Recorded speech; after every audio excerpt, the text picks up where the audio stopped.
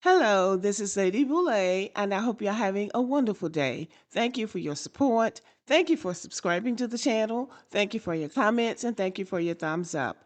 Thank you for all you do to support the channel. And yes, we are committed to love one another, whether we want to or not, or whether we agree with each other or not.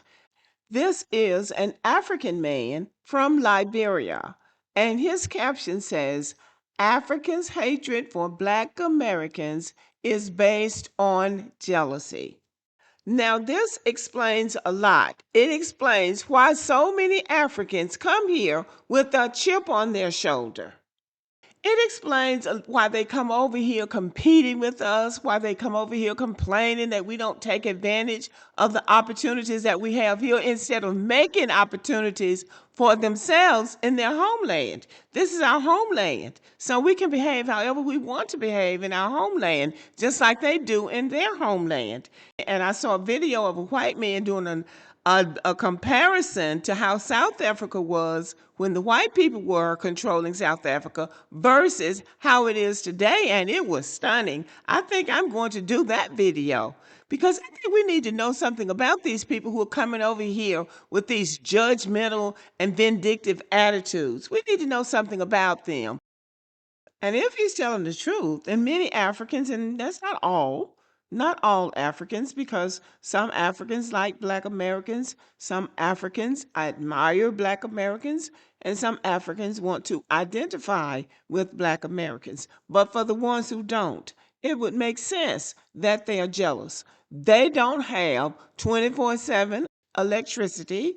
They don't have clean drinking water or bathing water or water to just wash clothes. They do all in the same, and sometimes they defecate in the same water. So it would make sense if they were jealous because we don't have that problem in Black America.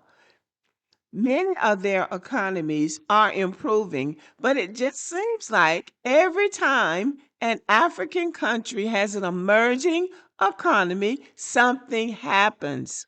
So something is always happening where they can't be brought up to first world standard, and they should be. They deserve to have first world, first class economies and countries like everybody else, but they don't. And the problem would be why.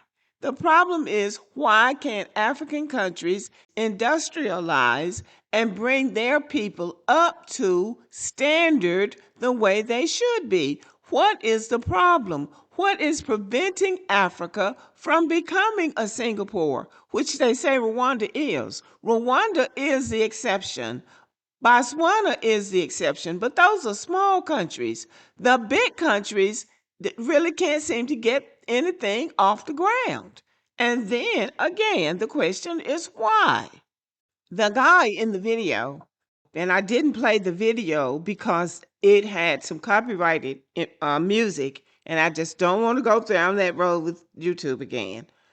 But the guy said that some Africans will say that they don't like Black Americans because Black Americans are ghetto and they have no culture. Well, guess what? Nobody is more ghetto than Africa. If you look at those slums that they come from, I can't imagine. That is the worst thing that Black Americans went through even during slavery.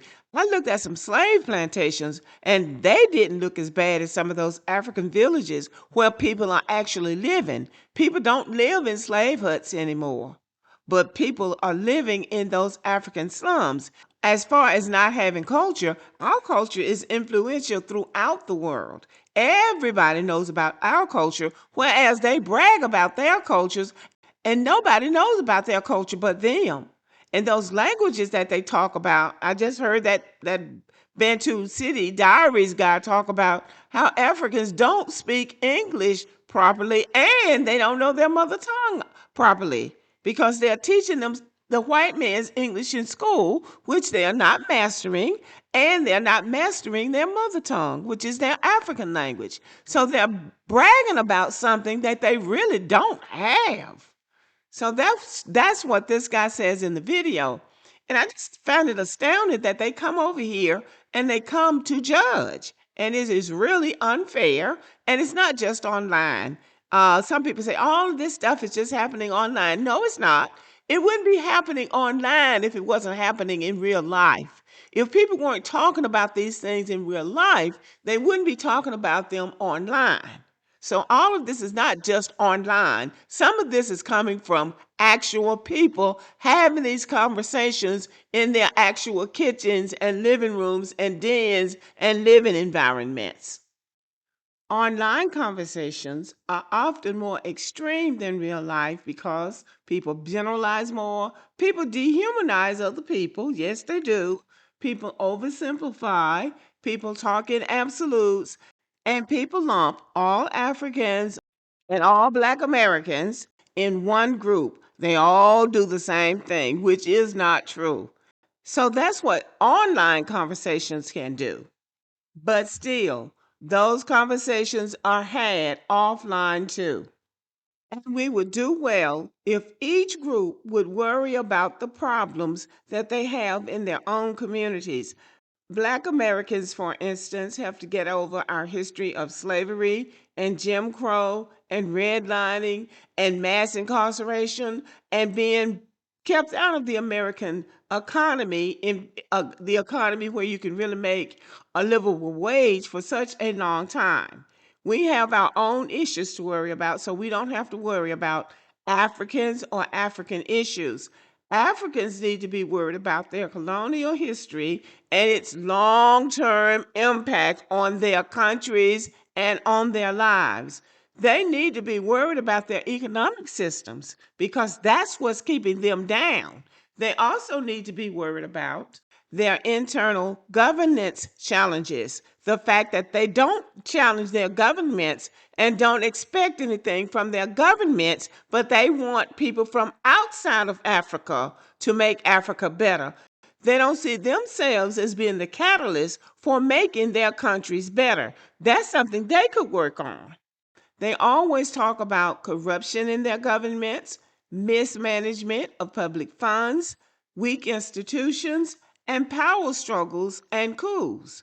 These issues are real and they don't just appear in a vacuum. So the people need to make these things better, not France or the United States or England. Africans need to make their countries better. And then they need to talk about conflict and instability within those countries. Conflicts in some regions have been fueled by ethnic tensions created or worsened by colonial borders. But this is about tribalism. Tribalism. All of them live in Nigeria. If they don't want to live in Nigeria together, they have the power to separate their countries into those three areas that they say they were before the colonists or the British or whoever colonized them came there. They have the ability to do that. Then they have to talk about competition for natural resources. They have enough natural resources in that country for all of them to have their fair share based on what they say. And then they need to talk about the foreign interference in their countries. Foreign interference. The United States, the British, the Belgians, the French. The French? Oh, the French have Africa in a chokehold, and they need to disentangle themselves from France. And then the guns. All of us need to be a part of disarming our people. This armed trafficking and arming Black people to kill each other. All of us need to address that. Violence destroys infrastructure. It scares away investors and it slows development in all of our communities. But the African communities are the worst. because in America, we're only going to have so much of that. So if everybody would just mind their business, I think we would get along. I really do. All right, y'all, let me know what you think about the video and have a nice day.